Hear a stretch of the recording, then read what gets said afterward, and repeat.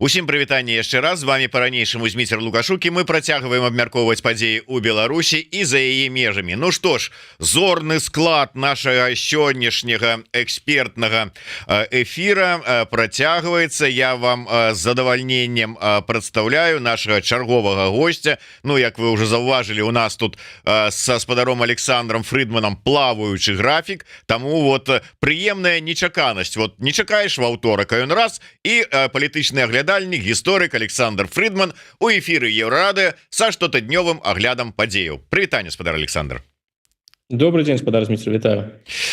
Давайте, спадар Александр, мы пачнем усё ж таки з бліжняга ўсходу, с Израиля. Что там адбываецца? Як вы ацэньваеце ўсю гэтую сітуацыю, вайну с Хезбалой, і ўвогуле, я так разумею, ноччу афіцыйна была прызнана, што пачалася наземная аперацыя ў Ліване. Як гэта ацэньваеце вы, як гэта ацэньваюць на Захадзе, што піша прэса сёння ранішняя у Еўропе, і ці не прывядзе гэта да пачатку Трэцяй сусветнай вайны? Ну, давайте, напэўна, з прэсы і пачнем. Прэса піша сапраўды шмат, гэта на дадзены момант галоўныя падзеі, і сапраўды гэтыя пытанні яны ўзнікаюць, як яна будзе ісці далей. Што гэта будзе за ваенная аперацыя, наколькі яна можа быць паспяховай для Ізраіля, колькі яна можа працягвацца. Ну і, канешне, галоўнае пытанне, якое ўзнікае, як будзе рэагаваць Ісламская Рэспубліка Іран, ці скончыцца ўсё прамым сутыкненнем Ізраіля і Ірана. Ну, ці будзе гэтая вайна паміж гэтымі краінамі з патэнцыялам стаць Трэцяй сусветнай вайной. То бок гэтыя пытанні яны ўзнікаюць. Еўрапейскія палітыкі, ну, як і ў Злучаных Штатах, дарэчы, яны выказваюцца вельмі стрымана. Так, Злучаныя Штаты Ізраіль падтрымалі, у Еўропе ўсё выглядае трошкі інакш. Ніхто не жадаў гэтай наземнай аперацыі, яе баяцца і ў Еўропе, і ў Злучаных Штатах. Перш за ўсё, амерыканскае кіраўніцтва лічыць, што сённяшняе амерыканскае дэмакратычнае кіраўніцтва лічыць, што гэтая кампанія можа паўплываць таксама на выбары ў Злучаных Штатах у той ці іншы накірунак. Так што тут ёсць такая сур'ёзная напружанасць. З аднаго боку гэтая напружанасць прысутнічае, а з другога боку нават самыя уважлівыя назіральнікі за Блізкім Усходам, ну, перажываюць такі перыяд вялікіх нечаканасцяў. Тое, што вайна паміж Ізраілем і Хезбалой хутчэй за ўсё будзе, гэта не сенсацыя. З гэтага сыходзіла большасць аналітыкаў, якія асабліва сачылі за падзеямі ў Ізраілі пасля 7 кастрычніка, за паводзінамі Хезбалы. То бок большасць ізраільскіх аналітыкаў усё роўна лічыла, што гэтая вайна будзе. Пытанне было хутчэй, у якой форме яна будзе. Што з'яўляецца сапраўды сенсацыяй, і гэтага не чакалі, наколькі паспяхова Ізраіль правядзе свае аперацыі перад вайной. Тут і атака з пейджерамі, ну і фактычна на дадзены момант знішчэнне ўсяго кіраўніцтва Хезбалы. То бок Хезбала, канешне, по-ранейшаму існуе, яна не знікла, але яна вельмі паслаблена. Яна, скажем так, не ў самым добрым стане. І калі было ўжо бачна, што Ізраіль гэтую падрыхтоўку да ваеннай аперацыі правёў, так моцна ударыў па Хезбале, ну зараз у Ізраіля сапраўды з'явіўся шанец з Хезбалой расправіцца і знішчыць Хезбалу як фактор уплыва і як пагрозу для бяспекі, безумоўна. І гэтым шансам ізраільскі бок зараз імкнецца скарыстацца. То бок наземная аперацыя ўжо пачалася, яна ідзе. Ізраільцяне паабяцалі амерыканцам, ну, прынамсі паводле публікацыі ў прэсы, што гэта не будзе доўгая аперацыя, што гэта будзе абмежаваная аперацыя. Но пакуль сказаць сапраўды цяжка. Так ці інакш, тое, што зараз мы бачым, гэта новы парадак на Блізкім Усходзе, які вось літаральна гэтымі днямі ўзнікае. І пэўныя падзеі, яны сапраўды загадкавыя. Гэта і рэакцыя Ірана вельмі стрыманая, і відавочная стрыманасць іранскіх кіраўнікоў, і непадрыхтаванасць Хезбалы да такога кшталту аперацыі. То бок пакуль відавочная ініцыятыва ў руках Ізраіля, і Ізраіль мае добрыя шансы на дадзены момант дасягнуць сваёй мэты і знішчыць Хезбалу. Істотна паслабіць. Вот я акурат таки про гэта і хацеў спытацца.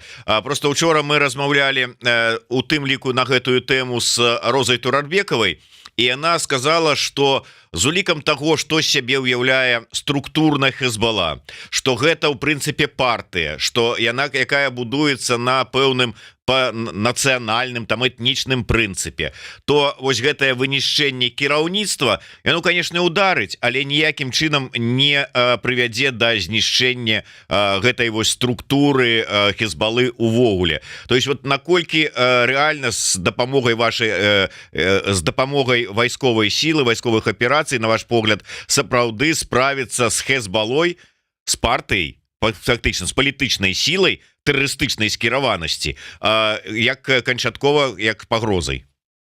Ну, сапраўды, Хезбалла гэта комплексная з'ява. З аднаго боку мы маем палітычную партыю, вельмі ўплывовую і, напэўна, галоўную партыю ў сённяшнім Ліване увогуле, гэта так, а з другога боку мы маем тэрарыстычную арганізацыю і байцоў Хезбаллы. Но гэта ўсё прыклад у прынцыпе адрозненні паміж імі не вельмі сур'ёзна, ідэалагічных адрозненняў там увогуле няма, але структурна, канешне, адрозненні ёсць.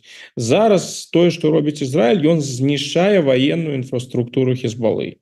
Прынамсі, пакуль гэта ідзе досыць паспяхова, і калі Хезбалла як тэрарыстычная арганізацыя увогуле не будзе знішчана, яна будзе вельмі аслаблена. Гэта ўжо зразумела. Што ж тычыцца палітычнай Хезбаллы, то зараз яна апынулася ў досыць цяжкім становішчы. Яна залежная ад Ірана. З другога боку, Іран паказвае сваю слабасць. Калі ваенны чыннік будзе аслаблены альбо знішчаны, то і палітычная Хезбалла вымушана будзе змяняцца. Так што, магчыма, там і будзе нейкі раскол, магчыма, там будуць якія-небудзь ваганні, магчыма, там будзе нейкая нават нармалізацыя гэтай партыі. Паглядзім. Тут вельмі гісторыя, палітычныя працэсы ў Ліване, яны увогуле вельмі супярэчлівыя. Калі вось гэты ваенны чыннік Хезбалла знікне альбо адыдзе на другую, трэцюю ролю, так і палітычна ў Іране, прабачце, ў Іране таксама, але перш за ўсё ў Ліване можа шмат што змяніцца. Пакуль Ізраіль дзейнічае прагматычна. Ізраіль хоча знішчыць пагрозы для сябе. Што будзе далей, там стратэгічна з тым жа Ліванам, гэта ўжо іншае пытанне. Пакуль ёсць такая вельмі добрая магчымасць прынамсі нанесці адчувальны удар па Хезбалле і адначасова па іранскім гаспадарам Хезбаллы. І гэта удар вельмі адчувальны, які не чакалі, таму што Хезбалла лічылася ў ваенным сэнсе досыць моцнай і арганізаванай і вопытнай, перш за ўсё вопытнай. Яна ж удзельнічала і ў сірыйскай вайне на баку Асада.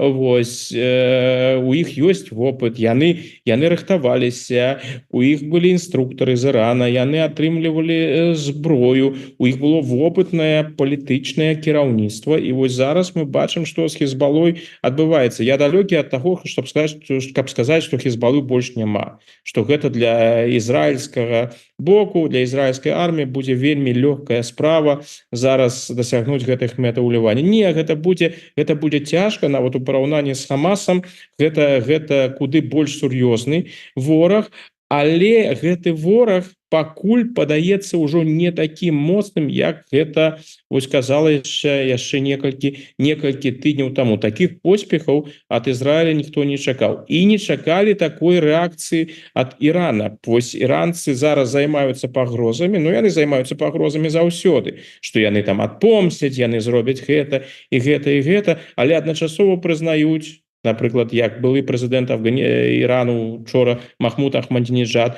высвятляецца, што іх там паўсюдна ізраільскія агенты. Высвятляецца нават, што інфармацыю пра месцазнаходжанне Насралы атрымалі ізраільцяне ад сваіх агентаў у Іране. Высвятляецца, што шматлікія іранцы, якія вельмі крытычна ставяцца да рэжыма фундаменталісцкага, што яны спачуваюць Ізраілю, што ім гэта ўсё падабаецца, і яны бачаць у гэтым нават шанец на паслабленне сённяшняга іранскага рэжыму, які выглядае сапраўды, прынамсі знешне палітычна, досыць слабым. то бок і моц Хезбаллы і моц Ірана відавочна перад вось гэтай эскалацыяй былі перабольшаны. І зараз нам яшчэ пасля новай ізраільскай ваеннай аперацыі нас чакае пераасэнсаванне сітуацыі. Не зусім ужо не такія яны моцныя апынуліся ў рэальнасці. Ну вы яшчэ займаецеся тым, за што вам варта просто літрамі малакода выдаваць кожны дзень. Гэта адглядаеце, адсочваеце рэакцыю прапаганды на тыя ці іншыя падзеі лукашэнкаўскай і крымлёўскай прапаганды. І мы глядзелі з вами, якая была рэакцыя лукашэнкаўскай прапаганды на падзеі ў Курскай вобласці. І мне вот зараз цікава, а якая рэакцыя прапаганды на дзеянні Ізраіля, на вось эту знішчэнне пагрозы з боку Хезбаллы? Як рэагуе лукашэнкаўская, ну і расійская? Там больш-менш зразумела, але тым не менш ваши высновы. Гэта сапраўды цікава. Но што тычыцца расійскага боку, то там усё зразумела. Расійская прапаганда стаіць на баку Хезбаллы і стаіць на баку Ірану. Тут нічога новага няма. Гэта тая пазіцыя, якую яны ўжо займаюць працяглы тэрмін. Таму яны асуджаюць Ізраіль і тое, што там у розных расійскіх афіцыйных, паўафіцыйных тэлеграм-каналах ідзе ў дачыненні да Ізраіля. Гэта ўжо даўно не крытыка Ізраіля, гэта ўжо звычайны антысемітызм, які там ідзе і мае нават радыкальны характар. Гэта і тыповыя для Расіі параўнанні сённяшняга ізраільскага кіраўніцтва з нацыстамі і іншае. То бок, вядомыя наратывы часткова з савецкага часу запазычаныя. А вось з беларускай дзяржаўнай прапагандай тут больш цікава. Сапраўды там у іх раз-пораз на гэтую тэму нешта з'яўляецца, но вядуць яны сябе пераважна стрымана. Там ёсць адно выключэнне. Чалавек, які ўжо прызвычаіўся і даўно піша антысеміцкія і не толькі антысеміцкія артыкулы, можна нават сказаць, спрачаецца за званне галоўнага антысеміта Беларусі, гэта Андрэй Мукавозчык. Гэта чалавек-дыягназ, там няма пра што казаць, так што ён выказваецца, як гэта звычайна ён рабіў. А вось іншыя прапагандысты, калі ўжо там уважліва прасачыць, там ёсць пэўнае паміж радкамі спачуванне Хезбалле і спачуванне іранцам. То бок, бачна, на якім баку яны знаходзяцца. Але ўсё ж такі такіх адкрытых выпадаў супраць Ізраіля, радыкальнай крытыкі, як гэта тыпова ў Расіі, адбываецца, яны гэтага не робяць. Яны паводзяць сябе асцярожна. Тут таксама мяне гэта не здзіўляе. Гэта старая тактыка беларускай дзяржаўнай прапаганды і самого кіраўніцтва рэжыма. З Ізраілем лепш не задзірацца. Ізраіль, вось ён такой, іх лепш не чапаць.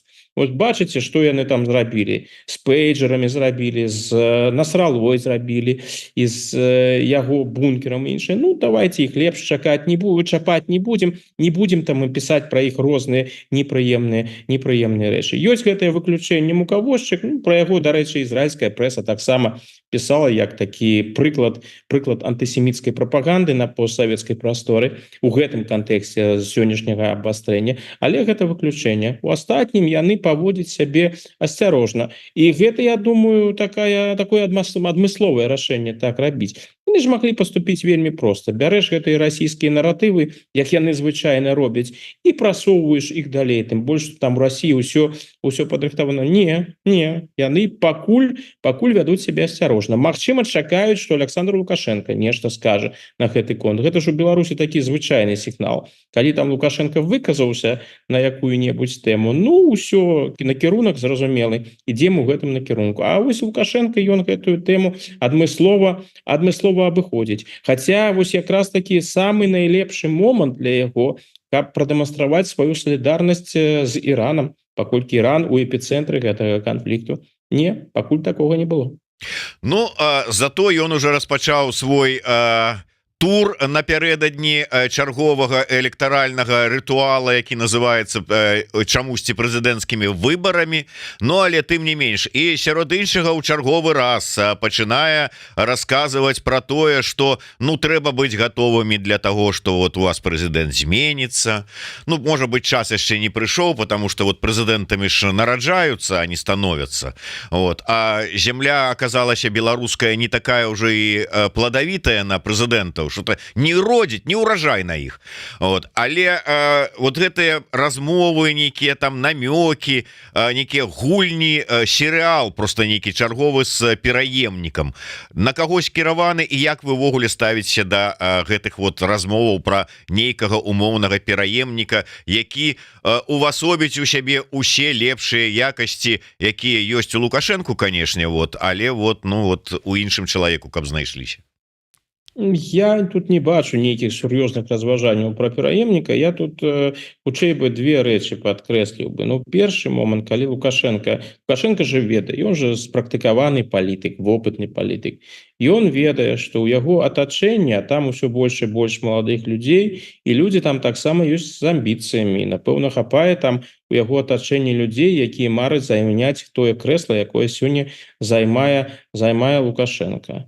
І ён іх у прынцыпе і ўспрымае як сваіх патэнцыйных канкурэнтаў. Таму такія выказванні яны можа і робяцца для таго, каб паглядзець на рэакцыю. Ну а як вось гэтыя патэнцыйныя пераемнікі, якія там у яго ёсць там розных людзей можна сябе выявіць, і той же Рыжанкоў, і кіраўнік адміністрацыі Круты, і там той же прэм'ер Галоўченко. А вось як яны на гэта будуць рэагаваць? А будзе там нейкая рэакцыя ці не будзе? І таксама месседж ім, што вы, хлопцы, калі у вас нават такія амбіцыі ёсць, вы там глядзіце. Я тут уважліва сачу, у прынцыпе калі-нибудь можа і сойду, але я не спяшаюся. Так что вы давайте, не думайте, что вы тут хутка замест мяне прыйдзеце. Можа гэта вось такі яго дыялог з уласнай номенклатурай, назовем гэта так. А акрамя таго і пераважна, ну гэта ўжо вядомае лукашэнкаўскае кокетство. Калі ён кажа, што ён гэтага прэзідэнцтва наеўся, што ён ужо стаміўся, што іх хопіць, і ён бы жыў бы іншым жыццём, але вось куды ж без яго нікуды, таму вось ён павінен заставацца. Ну гэта ўсё пасуе да той рыторыкі, якая ўжо бачная ў беларускай дзяржаўнай прапагандзе, калі яны адкрыта кажуць, што вось калі нават Лукашенко паспрабуе сысці, мы яго не адпусцім. Як Наталья Эйсман казала, мы будем настойваць, каб ён застаўся. Ну вось гэта той самы прынцып любімага не аддаюць, над якім яны працуюць. Што вось Лукашенко, ён уже нібыта разважае пра магчымы сыход, але момант не той, таму нікуды ён сысці не можа, і ніхто яму не дазволіць, вось таму і застанецца.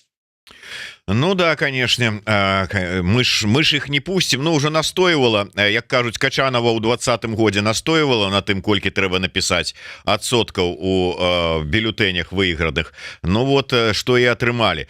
Але калі, дарэчы, про выбарчую кампанію ён і працягвае нават падчас сустрэчаў. Вось зараз прыехалі амбасадары з розных афрыканскіх краінаў, якія ўручалі свае даверчыя граматы, і не абышлося. Ну сустракаеш ты дыпламатаў, ну пагавары пра адносіны міждзяржаўныя там і гэтак далей. Не, рассказывая про то, что очередным поводом для внешних нападок на Беларусь станет, очевидно, кампания по выборам президента. Уже, наверное, начали писать заготовки громких планов по свержению режима и просить миллионы долларов грантов на эти бесполезные цели. Каждые 5 лет просят. Сразу огорчу идейных вдохновителей. Расшатать ситуацию и ввергнуть страну в пучину хаоса мы не позволили и не позволим. Вот тут просто как бы гульня у гэтую электаральную кампанію. Ці сапраўды чалавек вось думае про тое, что там зараз вот яго хочуць знішчыць, забіць, вот що зрабіць, каб вот толькі вот кроў пайшла расцерзаць і яго і краіну. Хотя в принципе там для яго это одно и тое ж.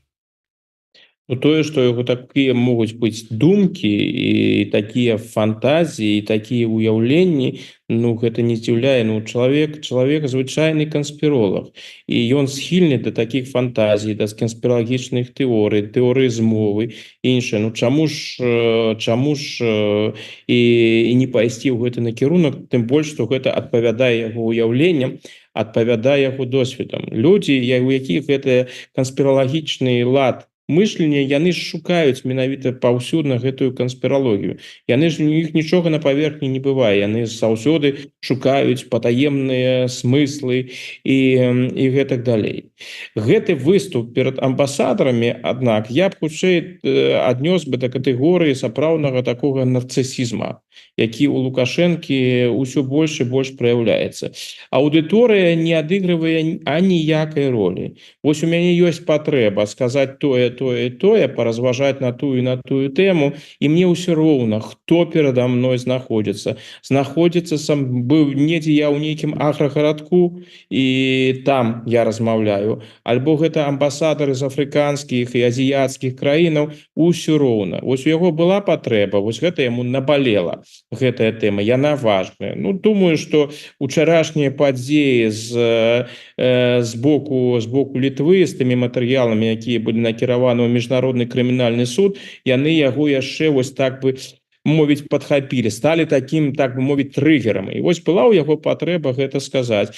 Ён гэта і сказаў, асабліва не задумваючыся пра тое, якая там публіка. Вось ён жадае гэта выказаць, жадае выказаць сваю пазіцыю, жадае, каб там нехта яе пачуў увогуле. І ён яе выкажа. А тое, што гэта у гэтым кантэксце выглядала абсалютна недыпламатычна і абсалютна недарэчна, ну так не думаю, што такія рэчы Лукашэнку цікавяць. Там дыпламатычны пратакол, да гэта яго і асабліва гадоў 25 таму не цікавіла. А што ўжо казаць зараз, калі ён сябе пачувае вось такім дзяржаўным выдатным палітыкам сусветнага маштабу. Калі ён вучыць жыццю там свой урад, калі ён вучыць жыццю там студэнтаў, ну а чаму ж не павучыць жыццю таксама і дыпламатаў? Нормально. Ну да, нормально павучыць. Дарэчы, цікава ваше меркаванне.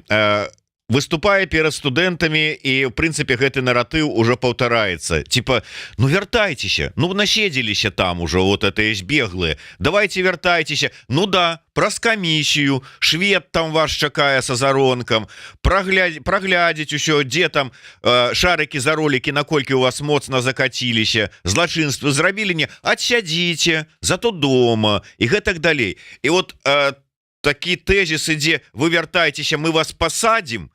Ён на каго разлічаны? Вот нармальны чалавек паслухае, і нават калі ў яго ностальгія, там яшчэ нешта там, вот ён паедзе, скажа, ну да, у мяне ностальгія, я вот буду сядзець, но зато дома, за кратамі, зато швертухаямі гэтымі лукашыстамі, зато ў Беларусі. Вот як спрацуе ці не, вот на каго это разлічана? Ну, зразумела, гэта не разлічана на тых людзей, якія пакінулі Беларусь пасля 20-го году. Усё ж таки тыя людзі, якія ў большасці сваёй з'ехалі з палітычных прычынаў, яны дакладна ведаюць, хто такі Лукашенко, і ведае, што іх чакае ў Беларусі. Таму тут трэба быць насамрэч у вельмі дрэнным стане, можа, я не знаведаю, там псіхалагічным стане, каб вырашыць пагуляць з Лукашэнкам у такія гульні. Ну гэта разумны чалавек, якому падабаецца гуляць у карты, які гуляе чэсна. Ён же не садзіцца звычайна гуляць з шулерам, пра якога ты ведаеш, што ён будзе змяняць правілы падчас гульні, што ён тебе абавязкова падмане. Ну, гэта же глупства. Калі вы вырашаеце пагуляць з шулерам, паспрабаваць, гэта з глупства. Вы ў такой гульні звычайна прайграеце. У вас няма шансаў. Ну, вось гэта абсалютна такая сітуацыя. Лукашенко запрашае да гульні, дзе ён змяняе правілы і вырашае, як усё будзе праходзіць. Можа, хтосьці і сапраўды, хто вярнецца, пройдзе праз гэтую камісію і нічога не будзе. А можа і не. Вырашаць і адразу накіруюць за краты. Так што гэта такія справы. Я б гэта разглядаў як звычайны здзек. Вось гэта вот абсалютна. Ведае, што ёсць людзі за мяжой, якім цяжка.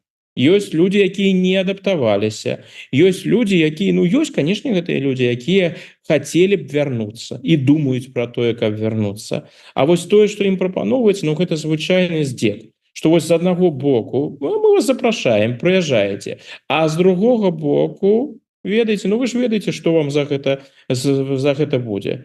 Ну, по прынцыпу, ну нічога, адсядзіш там 5 гадоў, затое выйдзеш на волю, будзеш добрым чалавекам. Ну калі так з табой размаўляюць, гэта самы сапраўдны здзек. Ну, і гэтым метадам беларускі бок, дзяржаўны бок, не беларускі бок, дзяржаўны бок добра валодае. Гэта ж рыторыка, яна не новая.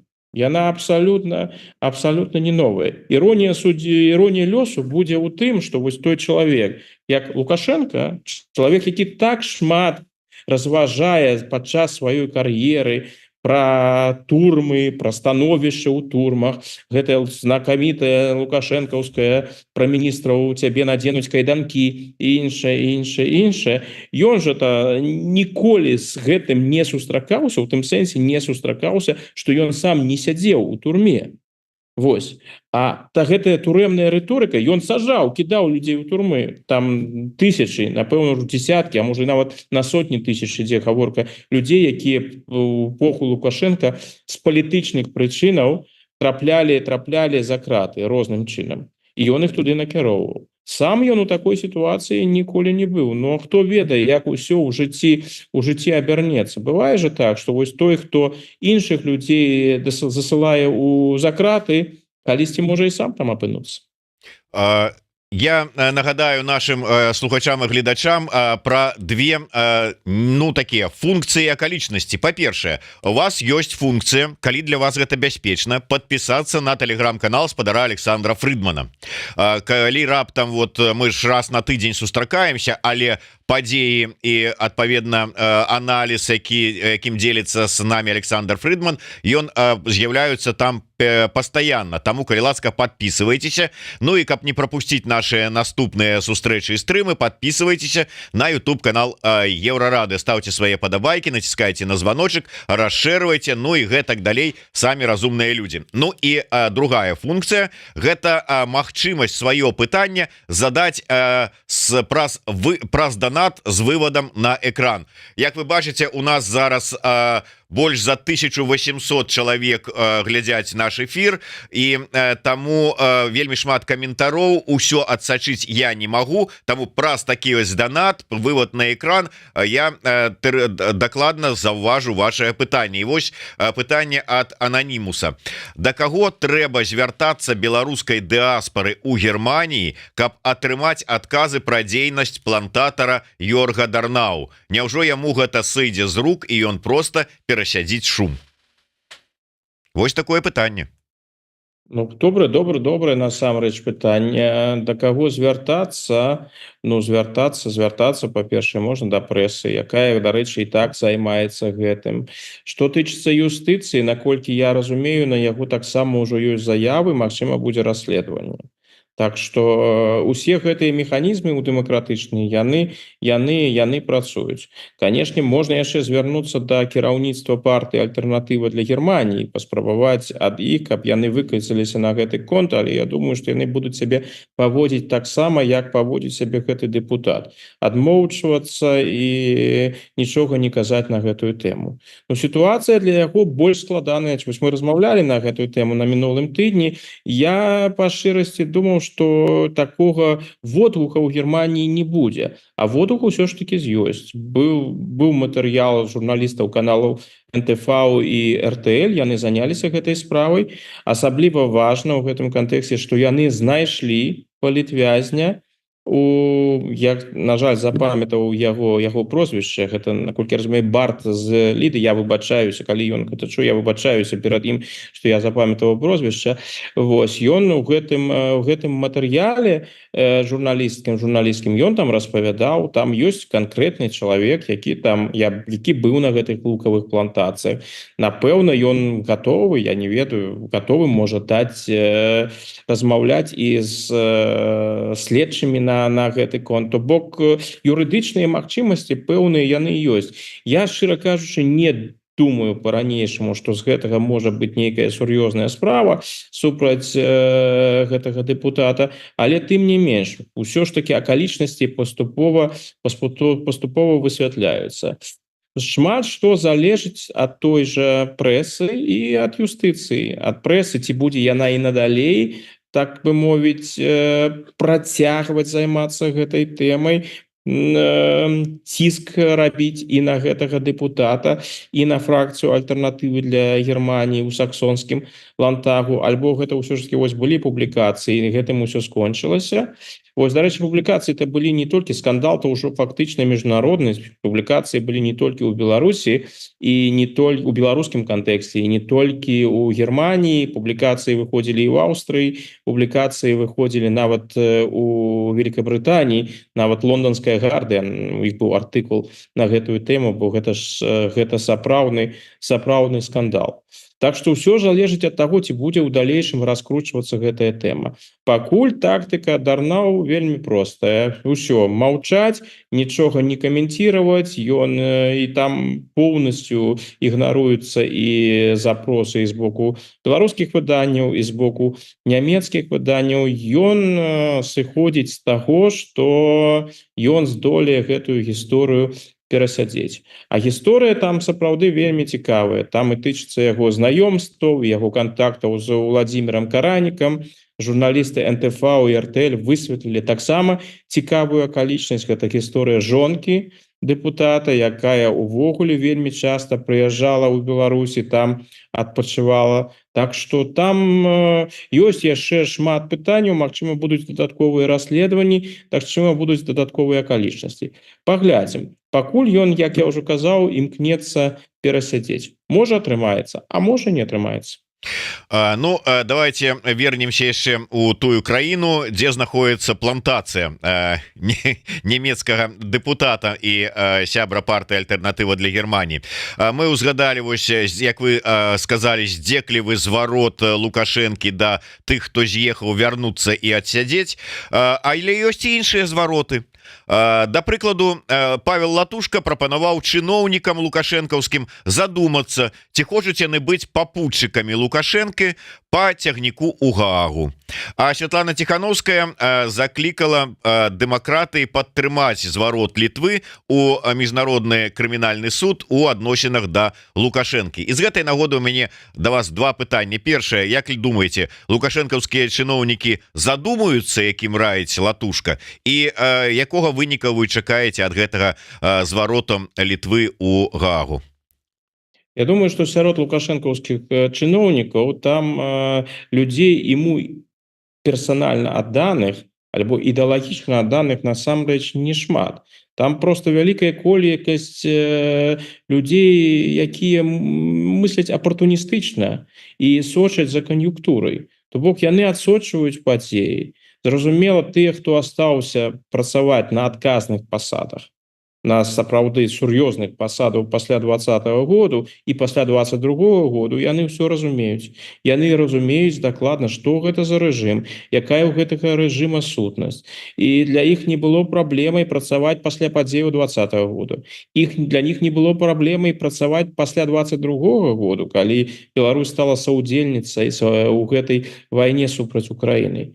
То бок гэтыя людзі, канешне, яны задумаюцца над магчымымі праблемамі, калі яны яшчэ і пашукаюць там недзе ў інтэрнэце, як там было ў выпадку розных афрыканскіх дыктатараў, у якіх былі праблемы, назовем гэта так, з міжнародным крымінальным судом, прасочаць там гісторыю Слабадана Мілошавіча і ўвогуле усіх спраў вакол Югославіі, то ў іх будзе магчымасць паразважаць. Но я не думаю, што гэтыя людзі сыдуць з гэтай сістэмы. Яны свой выбар зрабілі. Яны, можа, будуць паводзіць сябе больш асцярожна, но мне, шчыра кажучы, не верыцца, што нейкія там чыноўнікі сапраўды сыходзяць з таго, што калісьці яны разам з Лукашэнкам могуць патрапіць у Гаагу, што іх чакае нейкі пераслед. Магчыма, калі нейкія думкі і з'яўляюцца, яны ад сябе гэтыя думкі адганяюць. Таму такога сур'ёзнага ўплыва на лукашэнкаўскую вярхушку я ад гэтага не чакаю пакуль не чакаю, што мы яшчэ не дайшлі до таго ўзроўня, калі выдадзены ордер на арышт. Вось калі будзе выдадзены ордер на арышт, магчыма, сапраўды той ці іншы з гэтых чыноўнікаў задумаецца. Але ў гэтым выпадку я не ўпэўнены, што ён там сыдзе ў адстаўку ці нешта такое. Што мы зараз маем? Сапраўды справа Лукашэнкі і Гагі выходзіць на якасна новы ўзровень. Уся тая дыскусія, якую мы маем ужо больш за год у сувязі з выдачай ордера на арышт Пуціна і Марыі Львовай Беловай, было шмат разважанняў у мінулым і ў гэтым годзе, што будзе ордер на арышт Лукашэнкі. Тым больш, што Лукашенко і сам не хавае таго, што ён удзельнічае ў гэтых праектах, звязаных з вывазам украінскіх дзяцей. Ён гэта прызнае. Яго такія фігуры, як Алексей Талай і іншыя, яны ж гэта прызнаюць, яны гэта не хаваюць. І матэрыялы адпаведныя былі тым жа Павлам Латушкам прадстаўлены міжнароднаму крымінальнаму суду, але нічога не паследавала. Нічога і з боку суда не было ніякіх такіх заяваў ці нешта, ці публікацый інсайдерскіх про тое, што будзе вось ордер на арышт Лукашэнкі. Зараз той комплекс пытанняў, які перадала Літва, гэта ўсё ж таки дзяржаўны, гэта робіцца не на ўзроўні палітычных арганізацый альбо апазіцыі дэмакратычнай, гэта робіцца на ўзроўні дзяржавы. І наколькі я разумею, літоўскі бок папрацаваў вельмі шчыльна. Там шмат розных матэрыялаў, і мы бачым на дадзены момант афіцыйную заяву з боку суддзі Карыма Хана про тое, што гэты матэрыял будзе правераны, што яны яго будуць разглядаць. На гэта пойдзе досыць шмат часу. Тут трэба разумець, справа Лукашэнкі не будзе прыярытэтам для міжнароднага крымінальнага суду. Яны зараз займаюцца Украінай, і у Хана яшчэ ёсць сваё, так бы мовіць, асабіста. Ён вельмі б хацеў бы выдаць ордеры на арышт прэм'ер-міністра Ізраіля Нетаньяху, сённяшняга міністра абароны Галанта, а таксама кіраўніка Хамаса Сінуара. Вось гэта для яго, мне падаецца, прыярытэтны праект. Але ўсё ж таки яны гэтым займуцца, і праз пэўны час мы даведаемся, што будзе. Пачнецца разгляд справы, будзе ўзбуджана справа супраць Лукашэнкі, і, магчыма, будзе выдадзены ордер на яго арышт.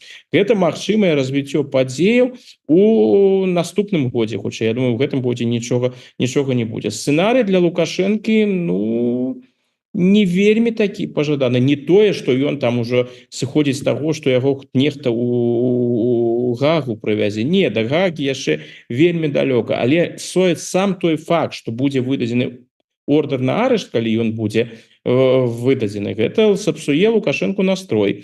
Гэта будуць пэўныя абмежаванні для яго. Ён будзе уважліва сачыць за лагістыкай, куды можна паехаць, куды нельга паехаць, дзе можна там праляцець з самалётам над якой краінай, дзе лепш гэтага не рабіць. І эмацыянальна яму будзе досыць цяжка ў гэтым кантэксце. Яго выбрыкі, яго заявы апошнім часам яны паказваюць, што яму тут не ўсё роўна. Зусім не ўсё роўна. Я сыходжу з таго, што ордер на арышт Лукашэнкі будзе выдадзены.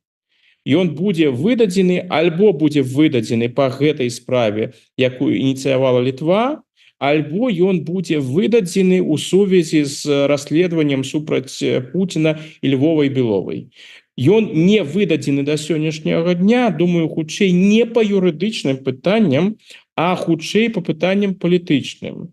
Бо еўрапейскія краіны, якія, зразумела, уплываюць на працу міжнароднага крымінальнага суда, там сапраўды ёсць уплыў. Вось мы бачым гэтую гісторыю з Ізраілем. Пракурор Хан хацеў бы выдаць ордер на арышт ізраільскага кіраўніцтва, але ціск настолькі моцны, відавочна, на гэты суд, што пака гэта не атрымалася ў яго, нягледзячы на ўсе яго жаданні.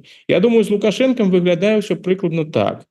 У прынцыпе, лічаць, напэўна, што выдаць ордер трэба, бо на ордер ён ужо зарабіў, так бы мовіць, але гэта палітычна не мэтазгодна. бо калі выдаць зараз ордер на арышт Лукашенкам, ну гэта было б, так бы мовіць, дадатковы штуршок яго у абдымкі расійскага кіраўніцтва. Зараз Лукашенко на украінскім напрамку асабліва не актыўнічае. Наадварот, робіць усё, каб не стаць актыўнай часткай гэтай вайны. Калі ўсё ж такі, напэўна, такая логіка, калі яго падштурхнуць, то можа ён актывізуецца і будзе больш актыўна дапамагаць Пуціну. Мне падаецца, што гэтая логіка заганная. Заганная ў тым сэнсе, што як Лукашенко дапамагае Пуціну, актыўна, больш актыўна, менш актыўна, залежыць не ад таго, там ёсць нейкі ордер на ягоны арышт альбо няма. Гэта залежыць хутчэй ад таго, як цісне на яго расійскае кіраўніцтва і што патрабуе ад яго расійскае кіраўніцтва. А я думаю, што ўсё, ў прынцыпе, што яны ад яго патрабуюць, рашуча патрабуюць, усё гэта ён робіць. Як это прынята казаць, крыніцы у міжнародным крымінальным судзе давялі мне, што ордер будзе выпісаны, калі сапраўды не до конца гэтага года, хаця кажу, што магчыма ўсё ж таки до конца гэтага года, то на пачатку наступнага дакладна. Але ўсё ж таки, чаго чакаць тады па выніку? Ну вот ёсць ордер. Вы ў сваім тэлеграм-канале, на які раім усім падпісацца, ну трошку так гумарыстычна, саркастычна сказали, что тень Мілошевіча за Лукашенком там нечага пачала з'яўляцца. Ну але чым скончыў Мілошевіч, мы ведаем. Ці чакаць таго ж самага Лукашенку? Ну вот якраз давайте і пачнем з Мілошевіча. З Мілошевічем же гісторыя вельмі цікавая. Выдача Мілошевіча была для тагачаснага кіраўніцтва, тагачаснага афіцыйнага Белграда якраз таки магчымасцю палепшыць адносіны з Захадам.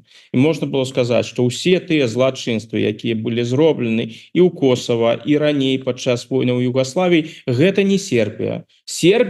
Сербскі народ не мае да гэтага ніякага дачынення. Гэта злачынца, военны злачынца Мілошевіч. Акрамя таго, Мілошевіч, ён нават пасля таго, як яго часу ва ўладзе скончыўся, ён быў досыць папулярнай фігурай у Сербіі. Ён і да сённяшняга дня ў Сербіі досыць папулярная фігура.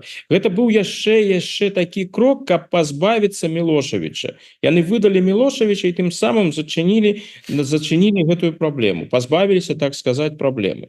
Лукашенко, ён шмат разважае пра Мілошевіча. Ён ведаў Мілошевіча асабіста. Ён сачыў за лёсам Мілошевіча. І ён, напэўна, баіцца, што нешта падобнае можа адбыцца і з ім. Што калі ў нейкі момант ён ад улады адыдзе, альбо яго адыдуць, так сказаць, то могуць і нават былыя яго паплечнікі, сённяшнія паплечнікі сказаць, ну вось увесь гэты час Лукашэнкі, 20-й год, тое, што так падаўляліся пратэсты, як яны падаўляліся, гэта Лукашенко. Мы не маем да гэтага ніякіх адносінаў. І 22-й год, саўдзел у расійскай вайне супраць Украіны, гэта таксама Лукашенко. Вагнераўцы ў Беларусі, ну гэта выключна Лукашенко, і гэтак далей, і гэтак далей. То бок для іх пазбавіцца Лукашэнкі, аддаць, так бы мовіць, Лукашэнку і зачыніць гэтую старонку і палепшыць стасункі з Захадам, менавіта ўсё тое, што мы бачылі ў сербскім выпадку. Гэта можа быць выйсце. Лукашенко гэта разумее. І ён не той чалавек, які, я думаю, давярае, ўжо так моцна давярае усім тым, хто можа прыйсці пасля яго да ўлады. Наадварот, ён менавіта гэта адна з прычынаў, што ён трымаецца так за ўладу, бо ён не ведае пра сваю будучыню, а будучыня можа быць вельмі дрэннай, калі вось будзе такі ордер на арышт, і яшчэ і геапалітычнае становішча ў Еўропе можа быць неспрыяльным. Так што ён гэта разумее. У яго будуць таксама і прыкладныя праблемы. Канешне, яны будуць. Ну вось давайте паглядзім на вось гэтую ўсю гісторыю з Манголіяй. Лукашенко быў у Манголіі, яму падабаюцца гэтыя вандроўкі, ён бы з задавальненнем ездзіў і надалей, наколькі я разумею, яго там і планы зараз ёсць, і Пакістан, потым, напэўна, Паўночная Карэя. Ну, з гэтымі краінамі праблема ў яго не будзе, ён іх, нават калі будзе ордер на арышт, зможа туды з'явіцца. А вось возьмем канкрэтна Манголію. У Манголіі былі знешнепалітычныя праблемы ўжо падчас візіту Пуціна. Яны мусілі апраўдвацца, яны мусілі тлумачыць. Ну а чаму яны яго не затрымліваюць? І там былі аргументы, розныя аргументы з мангольскага боку, але гэта Пуцін. Гэта эканамічна вельмі цікава Манголіі. Манголія ад гэтага візіта атрымала. Таму яны, напэўна, ўсё ўзважылі. Вось, мы можем атрымаць гэта, калі прыедзе Пуцін, і ў нас будуць праблемы, калі ён прыедзе. Плюсаў больш. Ну, хай Пуцін прыедзе, і ўсе пра гэта забудуцца. Ну, гэта Пуцін. А Лукашенко, ну, як у Лукашэнкі ж няма такой вагі. Ну, навошта той же Манголі, ну, давайте себе уявім зноў Манголі. І он бы, конечно, ён же нават там казаў, калі бы у Манголі, што ён бы прыехаў яшчэ раз. Ну, а вось будем сыходзіць з таго, што выдалі ордер на ягоны арышт. А ці пажадае Манголія ў такіх умовах прымаць Лукашэнку? Ну, Пуцін гэта Пуцін. Ну, у выпадку Пуціна нават ёсць разуменне з боку Захада, што Манголія гэта не зрабіла. А Лукашенко? Я думаю, што хутчэй за ўсё ў такім канкрэтным выпадку манголы скажуць, ну не, выбачайце, не трэба тут нейкіх прыездаў. Далей, там розныя гэтыя краіны, на які ён ездзіць. Ну давайте возьмем тое ж самае Зімбабве, дзе яго партнёрства. Ну гэта такія рэжымы розныя, дзе заўсёды ідзе калькуляцыя. А можа, пры пэўных абставінах таму ж ураду Зімбабве будзе выгадна арыштаваць Лукашэнку, калі ён туды прыедзе, і накіраваць у Гаагу, калі за гэта будзе з заходняга боку нешта прывабнае і добрае прапанавана. Ну ці можа Лукашенко ў такіх умовах спакойна ехаць у такую краіну, як Зімбабве? А нават калі ляцець кудысьці прыйдзецца, ну давайте уявім, ну паляцеў кудысьці Лукашенко. Ну розныя рэчы бываюць. Лукашенко сам ведае, як гэта працуе там з рознымі самалётамі, калі раптам, ну вось нечакана і прызямліўся там, дзе не жадаў бы прызямліцца, як это адбылося з Романом Протасевичем у 21 годзе. Ну вось прыйшлося там прызямліцца ў нейкай афрыканскай краіне, якая супрацоўнічае з міжнародным крымінальным судом, бо там нейкія тэхнічныя праблемы ў самалёце ўзніклі, напрыклад. І што рабіць у такой сітуацыі? Возьмуць і арыштуюць. А ці можна лятаць у таком становішчы?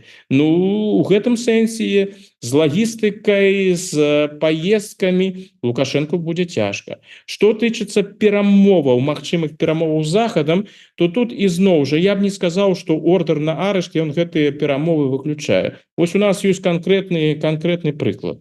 Падавалася, што пасля ордеру на арышт з Пуціна, ну не будуць ужо законныя кіраўнікі размаўляць з Пуціным. Ну цяжка уявіць, што там канцлер Федэратыўнай Рэспублікі альбо французскі прэзідэнт будуць тэлефанаваць Пуціну пасля таго, як ёсць ордер на ягоны арышт. І вось сёння прыходзіць навіна, што Олаф Шольц збіраецца сапраўды Пуціну патэлефанаваць у наступным месяцы. Так што навошта? Вот вядома што-нибудь, чаго ён хоча патэлефанаваць? Ну, пакуль тая афіцыйная інфармацыя, якая ідзе, яна ідзе ў такім напрамку, што ён хоча, так бы мовіць, пачуць, у якім стане Пуцін, якія ў Пуціна прапановы, што ў Пуціна на дадзены момант у галаве. Я думаю, што тут усё куды больш проста, і мне цікава нават, ці будзе Расія гуляць у гэтую гульню. Справа ў тым, што ў Германія паступова рухаецца ў напрамку наступных выбараў. Да іх яшчэ далёка, але яны могуць нават адбыцца і раней, калі сённяшні ўрад распадзецца. Ну, магчымы розныя варыянты. І на гэтых выбарах, у кантэксце гэтых выбараў, Олаф Шольц, калі ён будзе кандыдатам ад сацыял-дэмакратаў, пакуль выглядае так, што будзе, усё яшчэ можа змяніцца, але калі ён будзе кандыдатам, ён, магчыма, будзе разыгрываць такую рыторыку міралюбства. Вось канцлер, які змагаецца за мір і нават готовы размаўляць з Пуціным. Бо тут крытыка ў Германії сапраўды хапае, якія кажуць, ну што гэта такое, чаму няма дыпламатыі, чаму няма ніякіх дыпламатычных крокаў, чаму з Пуціным не размаўляюць, ну можа гэта нічога не прынясе, але ж варта паспрабаваць. І вось я думаю, што вось менавіта ў гэтым накірунку імкнецца рухацца Шольц, каб казаць потым, ну я ж імкнуўся з ім размаўляць, ну нічога не атрымалася гэтым разам, но мы ад дыпламатыі ж не кажам, што дыпламатыя не мае шансаў, мы паспрабавалі.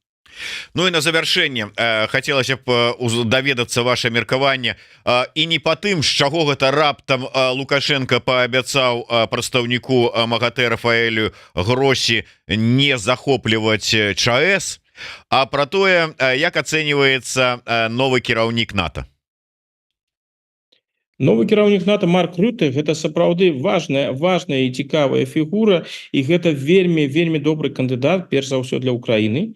Я б сказаў бы таму, што менавіта ўрад Рюте прымаў рашэнне пра пастаўку самалётаў F-16 у краіне. І ўвогуле падтрымка Украіны з боку Нідерландаў у часы прэм'ерства Рюте была досыць моцнай. Ён быў гэта той кіраўнік, які спачатку да пастаўкі зброі Украіне ставіўся скептычна, але паступова стаў адным з рухавікоў. Так што гэта прызначэнне кваліфікаванага і разумнага чалавека і добрае прызначэнне, і чалавека, які разумее, як працуе НАТО і разумее, што патрэбна Украіне. То бок для Украіны гэта відавочна вельмі добры крок. Но я думаю, што гэта не галоўнае. Галоўнае, чаму прызначылі менавіта Рюте, чаму яго абралі, гэта не той яго палітычны вопыт і не тое, што гэта чалавек з краінаў Бенелюкса, а сярод кіраўнікоў НАТО было шмат прадстаўнікоў менавіта гэтага рэгіёна. Не, гэта другаснае.